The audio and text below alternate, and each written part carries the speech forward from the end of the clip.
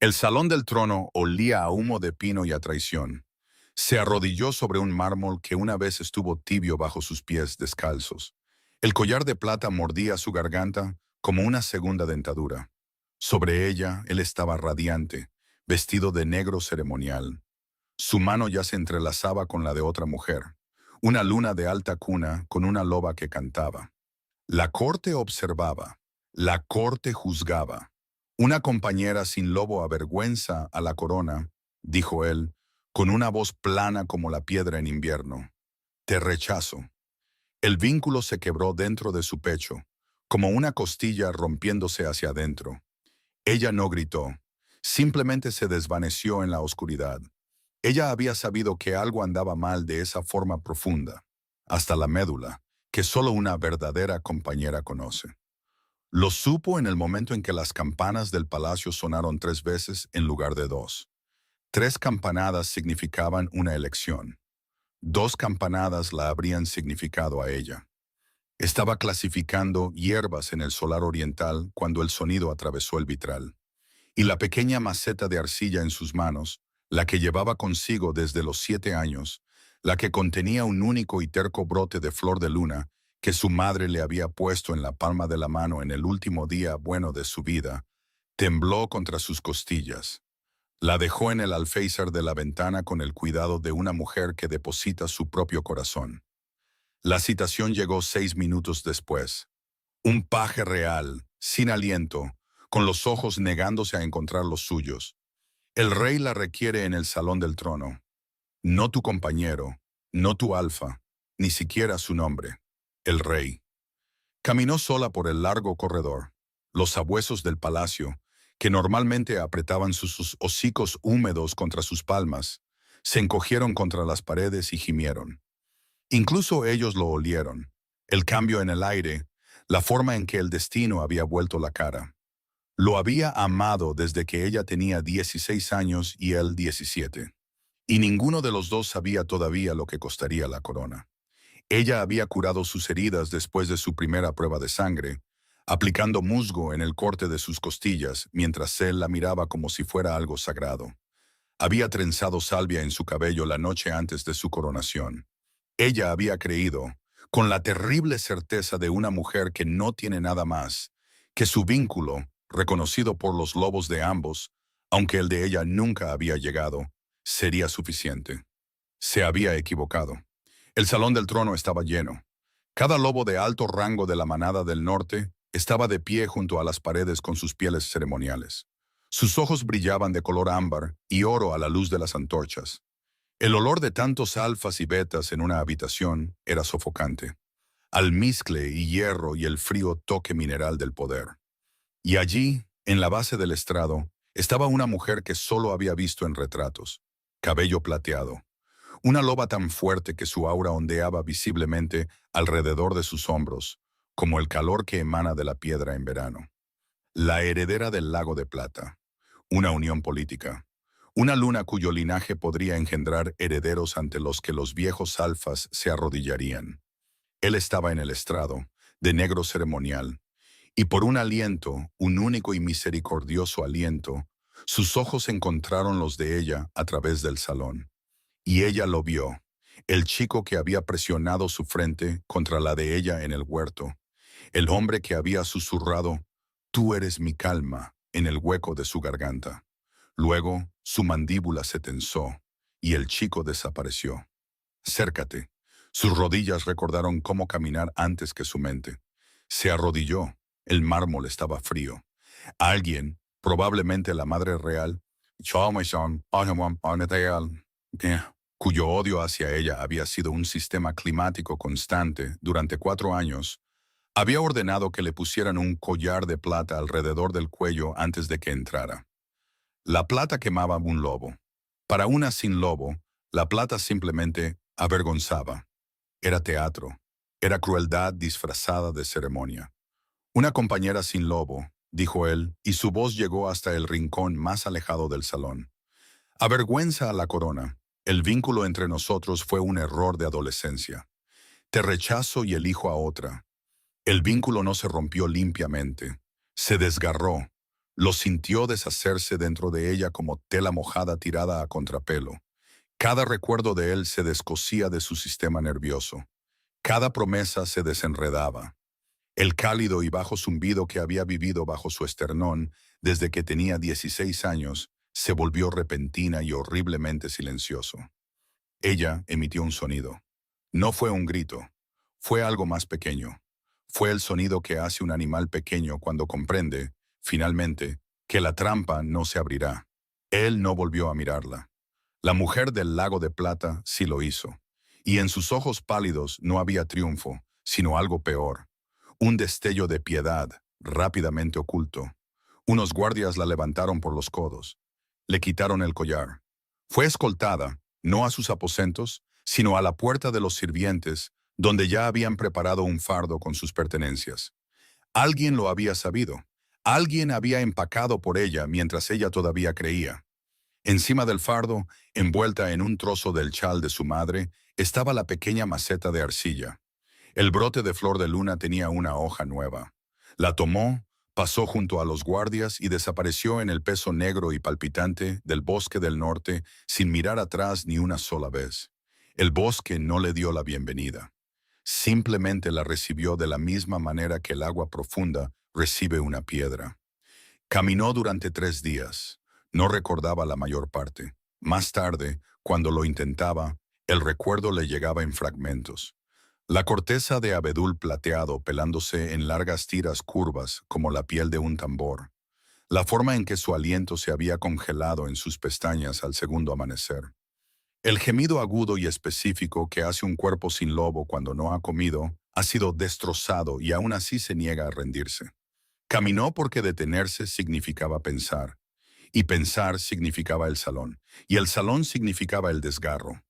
La maceta de arcilla que llevaba contra su estómago, dentro de su capa, presionaba sus costillas como un segundo corazón más pequeño. En la tercera noche, sus piernas se doblaron bajo ella en un claro que no había elegido. Había empezado a nevar. El brote de flor de luna de alguna manera seguía vivo. Una hoja pálida, luego 2, desafiantes contra el frío que su cuerpo irradiaba. Se acurrucó alrededor de la maceta y esperó dejar de existir. No dejó de existir. Se despertó con el olor a humo de leña y milenrama machacada. Un techo bajo de vigas de pino, un fuego.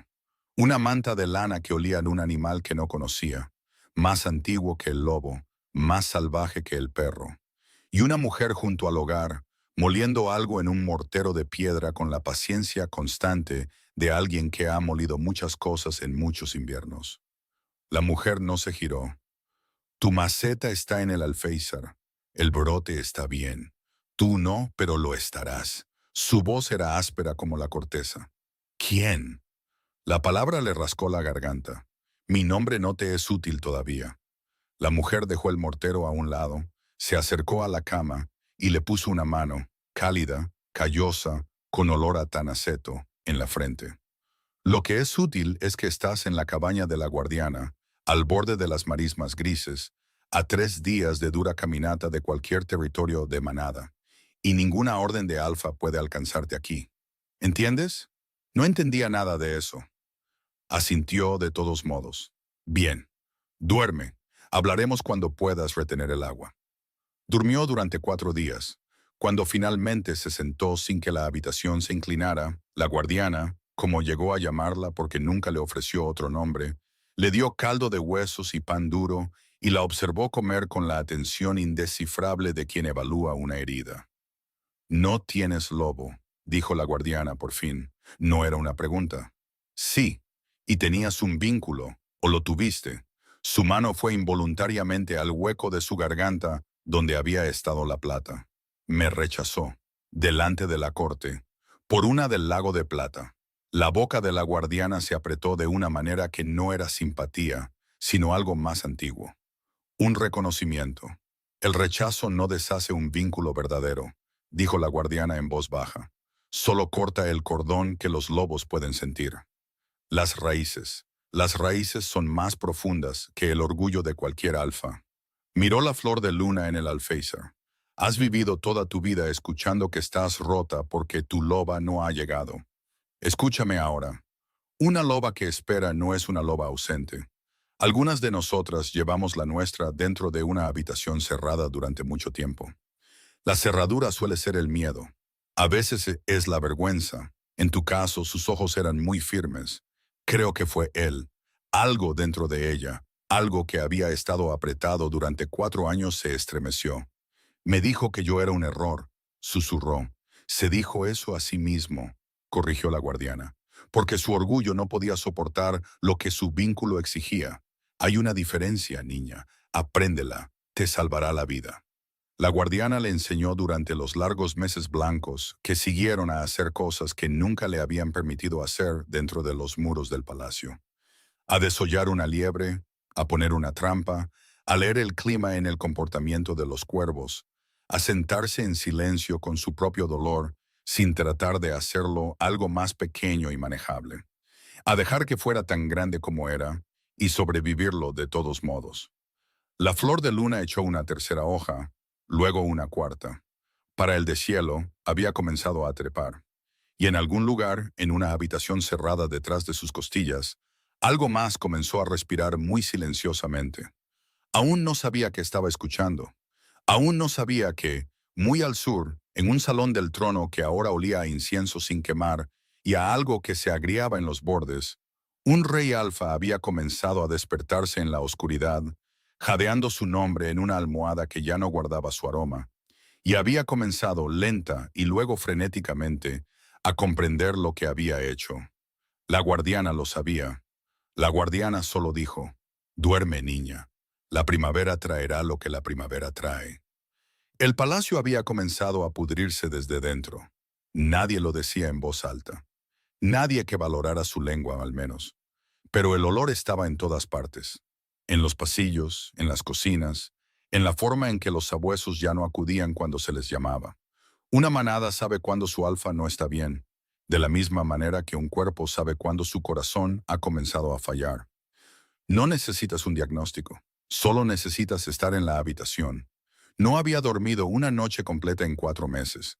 Ahora estaba sentado en el trono en el que su padre había muerto, y parecía, pensó el viejo capitán Beta, observándolo desde la sombra de un pilar. Un hombre siendo devorado lentamente desde dentro por algo que no podía nombrar y de lo que no quería hablar. El matrimonio político se había consumado de la manera formal y sin alegría en que se hacen tales cosas. La luna del lago de plata había cumplido con su deber. Él había cumplido con el suyo. No había habido vínculo, no podía haberlo. Ambos lobos lo sabían, pero había habido un contrato, y los contratos en la alta manada a veces se confundían con lo suficiente. No eran suficientes, lo había notado por primera vez en la séptima noche. Se había despertado a la hora del lobo, esa hora entre las 3 y las 4 de la mañana, cuando incluso los guardias en las murallas se quedan en silencio, con la mano extendida sobre la mitad fría de la cama, buscando un calor que no estaba allí y no había estado en semanas. Y había dicho, sin pensar, su nombre, no el de su nueva esposa, el de ella. La luna del lago de plata lo había oído. No había llorado. Simplemente se levantó, se envolvió en su bata y se fue a dormir a la cámara contigua. Y desde esa noche en adelante, habían vivido como extraños compartiendo una corona. Al segundo mes, había empezado a olvidar cómo comer. Al tercero, su lobo, la gran criatura negra que había sido el terror de 3 fronteras y el orgullo de la manada del norte, había dejado de responderle cuando lo llamaba. No lo abandonó. Fue peor que eso. Se sentó en la parte posterior de su cráneo y se lamentó. Un aullido bajo e interminable que nadie más que él podía oír. Y cada vez que intentaba cambiar, se levantaba y lo devolvía a su piel humana con una fuerza que lo dejaba de rodillas, sangrando por la nariz, jadeando. Un lobo rechaza a su propio alfa cuando el alfa ha rechazado a su compañera. Todos los betas del consejo lo sabían. Ninguno de ellos lo diría. Excepto uno. El viejo capitán Beta, que había servido a su padre y al padre de su padre, y que lo había mecido en su rodilla cuando era lo suficientemente pequeño como para caber, finalmente se acercó a él una noche en que el rey había bebido suficiente vino para ahogar a un hombre menor, y todavía estaba horrible y castigadoramente sobrio. «Mi señor», dijo el Beta en voz baja, «¿puedo hablar como un hombre y no como una espada?» Él asintió sin levantar la cabeza de sus manos. «Rechazaste a tu verdadera compañera en corte abierta por una luna política. Sé lo que hice. Con respeto, mi señor, no creo que lo sepa». El viejo Beta se sentó, sin ser invitado, en el banco a su lado. «Te vi crecer. Vi a esa chica curar tus heridas cuando eras demasiado orgulloso para dejar que los sanadores se acercaran. Vi a tu lobo tumbarse a sus pies la primera vez que entró en el patio de entrenamiento. Tumbarse, mi señor, como un cachorro, aunque ya eras el heredero de la corona, y ella era una chica de cocina sin lobo alguno. ¿Lo recuerdas?» Lo recordaba. Dios, sí que lo recordaba. «Ese era un vínculo verdadero», dijo el viejo Beta. «No una pareja, no una preferencia, un vínculo. Del tipo que las viejas historias dicen que la luna misma ata, y ningún hombre, ni siquiera un rey, desata sin rasgar algo sagrado. Lo has rasgado. Tu lobo lo sabe, la manada lo sabe, la tierra lo sabe. Las cosechas en el Valle Oriental fracasaron esta temporada, mi señor, y los cazadores dicen que la caza está escaseando. Un reino refleja a su alfa. El tuyo está de luto porque tú no lo estás». Hizo un sonido que no era una palabra. «¿Dónde está ella?», dijo finalmente. Su voz estaba destrozada. «Nadie lo sabe. Entró en el bosque del norte la noche de la elección y ningún rastreador ha encontrado su rastro desde entonces. Algunos dicen que murió en la nieve. Algunos dicen...» El viejo Beta vaciló. «Algunos dicen que la luna la escondió». Levantó la cabeza. Sus ojos estaban enrojecidos y completa, terriblemente despiertos. «Entonces destrozaré este reino», dijo, «piedra por piedra y árbol por árbol hasta que la encuentre. Y cuando la encuentre me arrodillaré. Y si me dice que muera, moriré. Pero no pasaré otro invierno en esta piel sin ella». El viejo Beta inclinó la cabeza. Tenía la esperanza, mi señor, de que dijera eso. La primavera llegó tarde a las marismas grises, y cuando llegó, llegó de golpe. El hielo rompiéndose a lo largo del arroyo en una sola tarde ruidosa. El primer verde brotando del lodo negro como algo que nace con prisa. La flor de luna en el alféizar lanzando una repentina y salvaje maraña de enredaderas que tuvieron que ser guiadas sobre un enrejado que la guardiana construyó con ramas de abedul. Para entonces llevaba 7 meses en la cabaña. Ya no se sobresaltaba con los ruidos fuertes. Ya no soñaba con el salón del trono todas las noches, solo algunas. Y cuando lo hacía, se despertaba con la manta de lana de la guardiana bajo su mejilla en lugar de mármol. Y eso era suficiente para traerla de vuelta. Había ganado peso. Su cabello, que se había vuelto quebradizo en las primeras semanas, había vuelto a crecer espeso, y lo llevaba en una sola trenza oscura por la espalda. Sus manos ya no eran las de una dama. Estaban callosas por las trampas, manchadas de verde en las cutículas por las hierbas. Y había comenzado a darse cuenta, suyas de una manera que nunca lo habían sido dentro del palacio. La guardiana la observaba estos días con una particular quietud. «Algo se acerca», dijo la anciana una noche, revolviendo el estofado. «¿Una tormenta?» «No». La guardiana no dio más detalles. Sucedió 3 noches después. Estaba arrodillada junto al arroyo enjuagando raíces. El crepúsculo olía a tierra descongelada y ajo silvestre, cuando el sonido subió por las plantas de sus pies antes de llegar a sus oídos. Una vibración baja, un pulso, como un gran tambor lento golpeado en algún lugar debajo del mundo. Y luego, dentro de ella, un pulso de respuesta. Se quedó muy quieta. El agua del arroyo corría fría sobre sus muñecas. Una única polilla gris pasó rozando su mejilla.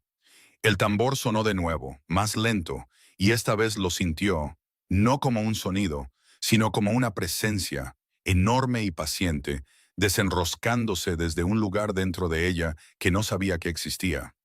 Un lugar detrás de sus costillas. Una habitación cerrada, la había llamado la guardiana. Una habitación que le habían dicho durante 22 años que estaba vacía. La habitación no estaba vacía. La habitación nunca había estado vacía. Algo dentro de ella se puso de pie. Dejó caer las raíces. Su respiración se volvió irregular, luego profunda, luego más profunda que cualquier aliento que hubiera tomado, como si sus pulmones de repente recordaran que habían estado doblados por la mitad toda su vida. Su visión se agudizó. El crepúsculo ya no era crepúsculo. Eran mil azules distintos. Y podía ver los finos pelos en la espalda de la polilla. Y podía oler. Dios, podía oler el zorro que había pasado por el claro hacía una hora, y la cierva detrás de los pinos y el humo de leña de la guardiana a un cuarto de milla de distancia. Y debajo de todo eso, el olor verde y húmedo a hierro de su propia sangre, elevándose para encontrarse con algo que había estado buscando desde que nació. Su loba abrió los ojos. Lo sintió de la misma manera que se siente a un hermano que te dijeron que estaba muerto volver a entrar por la puerta. Hizo un sonido, no un grito, un pequeño, roto y asombrado. Oh, y luego estaba a cuatro patas en el lodo del arroyo y riendo con lágrimas corriendo por su boca, porque la loba dentro de ella no era una cosa grande y terrible. No era un arma, no era el monstruo gruñón que le habían enseñado, en susurros, que eran los lobos como los del rey. Su loba era silenciosa. Su loba era gris, de pelaje suave y vigilante, y se sentó dentro de su pecho con la compostura de una criatura que había esperado mucho tiempo y no tenía prisa, y presionó su frente contra el interior de su esternón y dijo sin palabras: «Nunca me fui, solo esperaba a que estuvieras a salvo». No cambió esa noche. La guardiana la encontró junto al arroyo, la acompañó de regreso a la cabaña, le puso una manta sobre los hombros, le dio una taza de leche caliente en las manos y solo dijo: «Ahí está». Me preguntaba cuándo vendría. ¿Lo sabías? Lo sospeché desde la primera noche. ¿Por qué no? Porque una loba que se ha escondido tanto tiempo no viene cuando la llaman niña. Viene cuando se confía en ella. La mano áspera de la guardiana se cerró brevemente sobre la suya. Confiaste en ti misma. Esa era la clave. No él, no yo. Tú. Se sentó con la flor de luna en el alféizar, floreciendo ahora, grandes lunas blancas abriéndose en el crepúsculo, y comprendió, con una claridad que casi se sentía como un duelo, que nunca había estado rota. Había estado escondida. Y en algún lugar, a un reino de distancia, su loba lo sabía. Su loba siempre había sabido que el hombre que había intentado deshacerla estaba llegando. Su loba no tenía miedo. Su loba estaba, por primera vez en su vida, lista. Cabalgaba sin corona. Esto, más que nada, fue lo que los aldeanos recordaron después. No su rostro, aunque su rostro era terrible en esos meses, hundido, quemado por el viento y sin afeitar. No su lobo, al que había dejado de intentar comandar, porque ya no respondía a las órdenes, solo al dolor. Lo que recordaban era que el rey alfa de la manada del norte llegó a sus puertas sin corona. Llegó en un caballo gris. Llegó con 6 jinetes, el viejo capitán Beta y 5 rastreadores escogidos a mano. Y llegó con un trozo de tela doblado que llevaba dentro de su jubón, contra su piel. La tela había sido de ella. Una manga arrancada de un camisón que había dejado atrás. Se la apretaba contra la cara cada amanecer antes de cabalgar. Y cada noche antes de dormir, de la misma manera que un hombre que se ahoga aprieta su cara contra un último trozo de aire. Llamaba a las puertas él mismo. Esta fue la parte que se extendió por el reino más rápido que cualquier proclamación. El rey que una vez había sentenciado a un señor del norte al exilio por no arrodillarse lo suficiente, se paraba en el umbral de la cabaña de un leñador en el tramo medio con el sombrero en las manos y decía en voz baja: «Estoy buscando a una mujer. Es pequeña, de cabello oscuro, lleva una maceta de arcilla con una flor de luna. Puede que esté herida. Puede que se esté escondiendo de mí. Tiene derecho». El leñador, que había perdido un hijo en una de las viejas guerras fronterizas, miró el rostro del rey durante mucho tiempo. Luego dijo: «No está aquí, pero si lo estuviera, mi señor, le preguntaría qué ha hecho para que ella huyera». Y el rey Alfa, cuya palabra era ley en 4 provincias, dijo: «La rechacé en corte abierta por una corona. Devolvería la corona 100 veces para deshacerlo». El leñador le dio pan y lo dejó dormir en el heno. Esto sucedió con variaciones en 37 aldeas. No ordenó, no amenazó, no invocó la voz del alfa, esa compulsión baja y retumbante que podía doblegar la voluntad de un lobo menor, porque lo había intentado una vez en la segunda aldea con un posadero que sospechaba que mentía, y su propio lobo se había encogido dentro de él con tanta violencia que había vomitado en el patio. Su lobo no le permitía usar el poder para encontrarla. Su lobo había entendido antes que él que el poder fue lo que la había perdido. Así que preguntó. Preguntó como un hombre, no como un rey.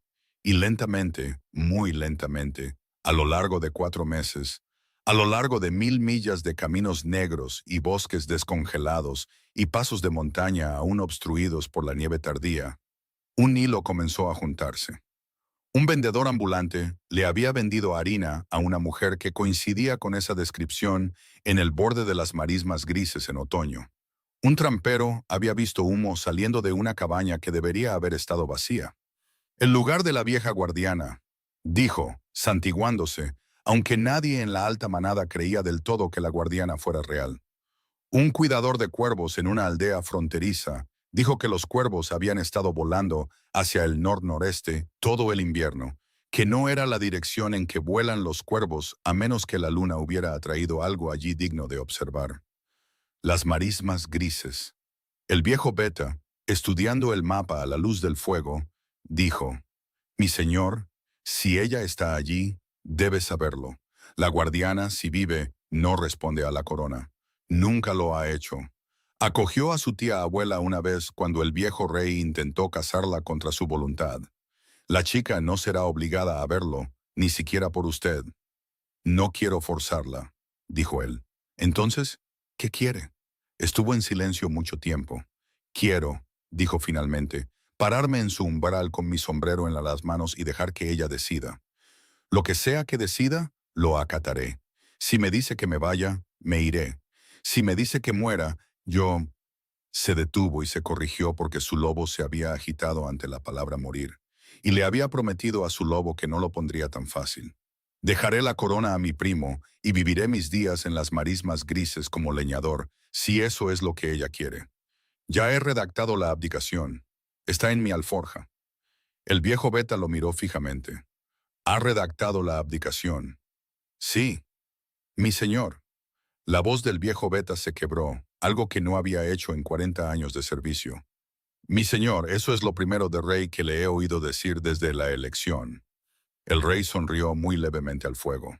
«No», dijo, «es lo primero de esposo. Hay una diferencia. Ella me enseñó eso una vez, cuando era demasiado joven para entender. Estoy tratando de entender ahora». Cabalgaron al amanecer, hacia el norte, hacia las marismas, hacia la cabaña donde una flor de luna florecía en un alféizar y una loba gris, recién despierta, había comenzado a pasearse. Lo olió antes de verlo. Había estado en el jardín de hierbas, entutorando las plantas de tomate con trozos de abedul, con la trenza suelta en la nuca, las manos verdes hasta la muñeca, y el viento había cambiado del sur por primera vez en una semana. Y su loba, su silenciosa loba gris, que ahora era una parte tan grande de ella que ya no podía recordar el vacío de estar sin ella, se había quedado de repente, perfectamente quieta dentro de su pecho. Él. No el olor a alfa de él, aunque eso estaba allí. Cedro, hierro, la nota alta y fría de un lobo que había corrido demasiado tiempo sin descanso. Era el olor a él, el que vivía debajo, aquel en el que había hundido la cara a los 16 años en un huerto y creído, erróneamente, que era una promesa. Dejó la estaca de abedul. No corrió. La guardiana estaba en la puerta, secándose las manos en el delantal, y la guardiana la miró, una mirada larga y firme, más vieja que las montañas, y dijo, «No tienes que verlo, niña. Puedo echarlo. Se irá. Ha dejado la corona en la puerta. Conoce las reglas de este lugar». ¿Dejó la corona en la puerta? Literalmente, una pequeña diadema de oro sobre una piedra. Tu capitán Beta la dejó y dijo, «Viene como un hombre». Le temblaban las manos. Miró la flor de luna que trepaba por la pared sur de la cabaña. Se había vuelto salvaje en los meses de primavera, con flores blancas como pequeñas linternas, y pensó en la maceta de arcilla, en la chica que la había sacado del palacio con todo su vínculo roto dentro de su caja torácica, en los 7 meses de aprender a comer, dormir y confiar de nuevo, en la loba sentada vigilante detrás de su esternón, sin miedo. Lo veré, dijo. ¿Estás segura? Estoy segura. No porque se lo deba, sino porque necesito saber qué diré. La guardiana asintió una vez, lentamente. Entonces estaré en la cocina. Si levantas la voz, vendré con el atizador de hierro y no le pediré permiso primero. Fue al frente de la cabaña. Él estaba arrodillado en la tierra. Aún no la había visto.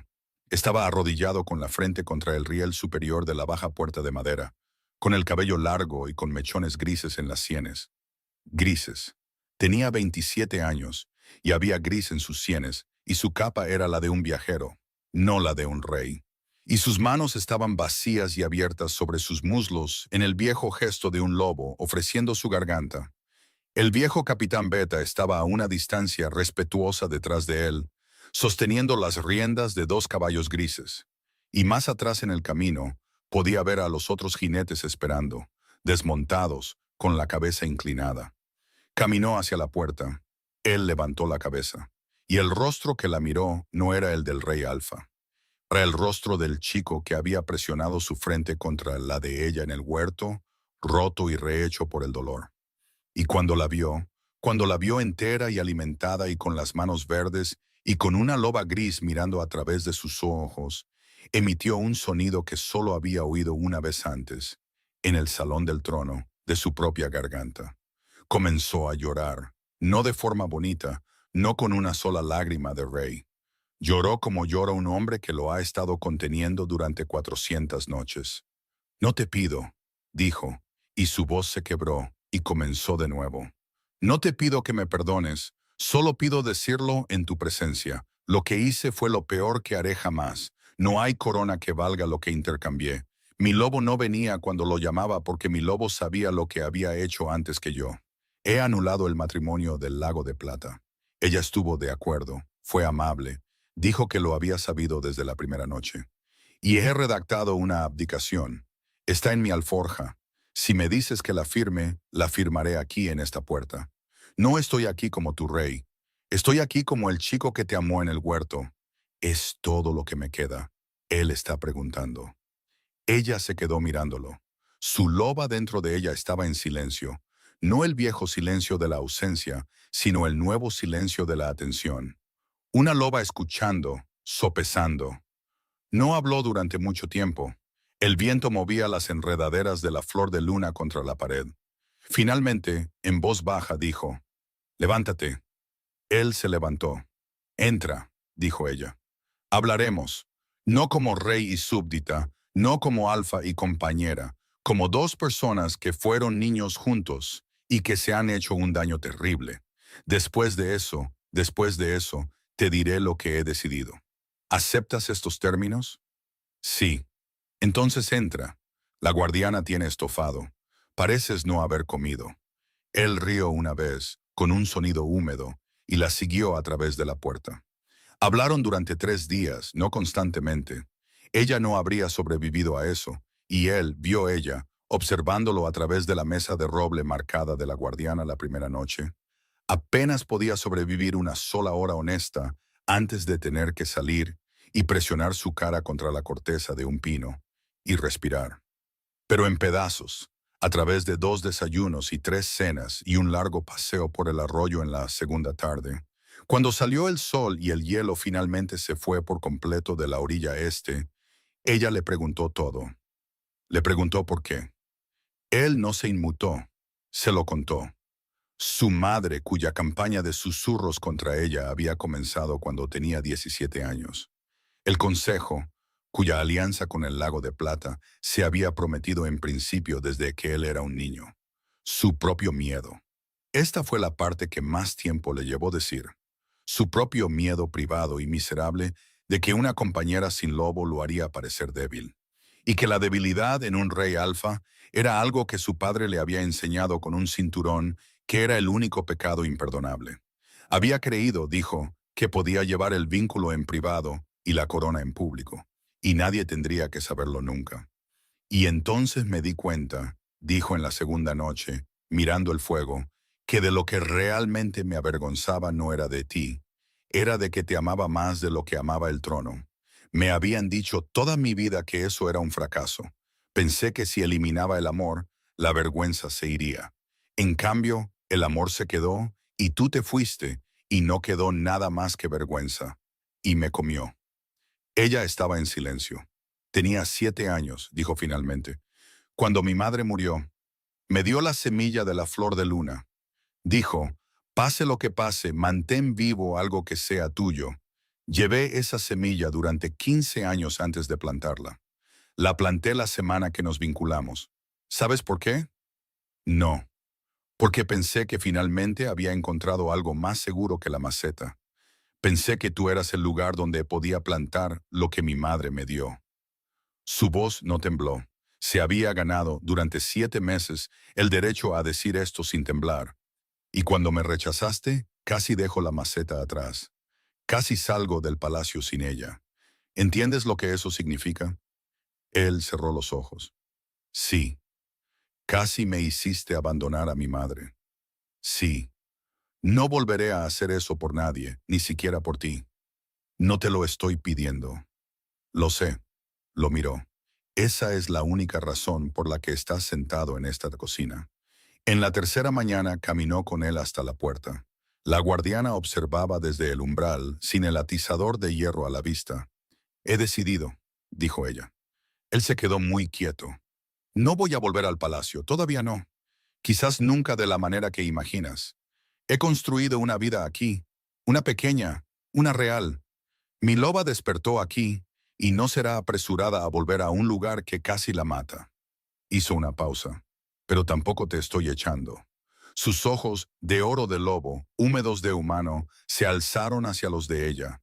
Vendrás aquí una vez al mes, sin la corona, sin la guardia beta en la puerta. Vendrás como el chico del huerto y te sentarás en esa cocina. Y veremos, lentamente, muy lentamente, si las raíces que la guardiana dijo que eran más profundas que el orgullo de cualquier alfa todavía están vivas. No te prometo que lo estén. Digo que estoy dispuesta a averiguarlo. Si en algún momento te digo que dejes de venir, te detendrás. ¿Estás de acuerdo? Sí. ¿Y el reino? He nombrado a mi primo como regente. Es un buen hombre, mejor en eso de lo que yo fui, francamente. Estoy...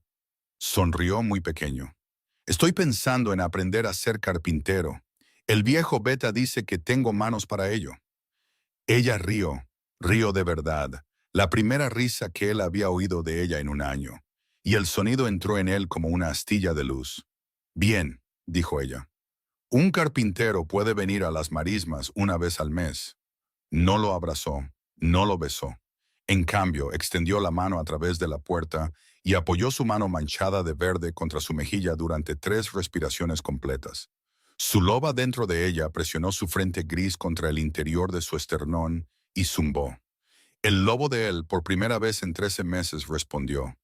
No como un alfa, no como un rey, como un chico en un huerto que finalmente, a un costo terrible, había recordado para qué servía realmente la palabra amor. Él cabalgó hacia el sur sin la corona. Ella volvió a sus tomates. La flor de luna en la pared sur abrió un nuevo capullo. 4 años pasaron. Pasaron como pasa la verdadera curación, no en una sola escena redentora, no en una reconciliación arrolladora bajo la luna llena, sino en 1000 pequeños climas. En la mano callosa de un carpintero, aprendiendo a sostener un cepillo. En una loba gris corriendo a toda velocidad por el lecho de un arroyo al atardecer por pura alegría animal.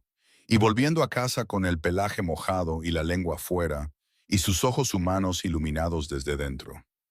En cartas, él le escribía cartas, lentas, cuidadosas, con una letra que una vez había firmado sentencias de muerte y ahora firmaba sobre todo peticiones de mejores cinceles. Y en las respuestas de ella que se hicieron, mes a mes, más largas. Él venía el primer jueves de cada mes. Durante el primer año durmió en el granero de la guardiana. Durante el segundo año durmió en el suelo de la cabaña junto al hogar, porque la guardiana dijo que sus viejos huesos no podían soportar sus paseos en el granero y que necesitaba dormir. En el tercer año, en una noche de finales de otoño, cuando la flor de luna se había secado y el aire olía a humo de leña y a las manzanas del pequeño huerto que ella había plantado a lo largo de la bahía sur, abrió la puerta de su habitación y dijo en voz baja: «Si quieres entrar, solo si quieres». Él entró. No la tocó.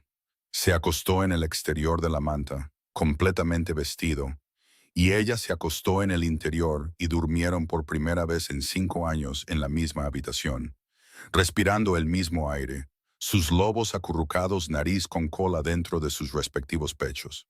Por la mañana, la guardiana hizo gachas y fingió no darse cuenta, aunque sus ojos estaban sospechosamente brillantes. En el cuarto año, en primavera, se lo pidió. No de rodillas, no con un anillo. Se lo pidió en el huerto que ella había plantado, que finalmente ese año había comenzado a dar pequeñas manzanas verdes y duras, la primera cosecha prometedora. Y se lo pidió de pie, como un igual le pide a un igual. «No te pido que seas una luna», dijo él. «No hay trono del que ser luna de todos modos. Mi primo está haciendo un mejor trabajo que yo.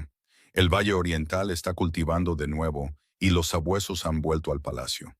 Te pido que seas mi esposa, a la antigua usanza, a la manera del huerto, nada más y nada menos. Y si dices que no, seguiré viniendo el primer jueves de cada mes por el resto de mi vida, porque ese es el acuerdo que estableciste y el acuerdo me conviene». Ella lo miró durante mucho tiempo. Tenía 30 años ahora. Había finas líneas en las comisuras de sus ojos por entrecerrarlos contra el sol y el viento. Su trenza tenía un solo mechón blanco en la sien, que había aparecido el año en que su loba despertó y del que estaba secretamente orgullosa. Sostenía, como lo había hecho durante 23 años, una maceta de arcilla, la maceta original, ahora agrietada y remendada con resina de pino en 3 lugares. La flor de luna la había superado hacía mucho tiempo, había sido replantada a lo largo de toda la pared sur, pero ella todavía guardaba la maceta en el alféizar de la cocina con un brote fresco cada primavera, porque algunas costumbres eran oraciones. «Sí», dijo ella. Él cerró los ojos. Todo su cuerpo, vio ella, se relajó, como si en algún lugar profundo hubiera estado preparado para un no durante 4 años y finalmente se le hubiera permitido bajar la guardia. «Sí», dijo ella de nuevo, «pero con 3 condiciones. Lo que sea. 1. Nos casamos aquí, en este huerto, con la guardiana oficiando y sin la corte presente. 2.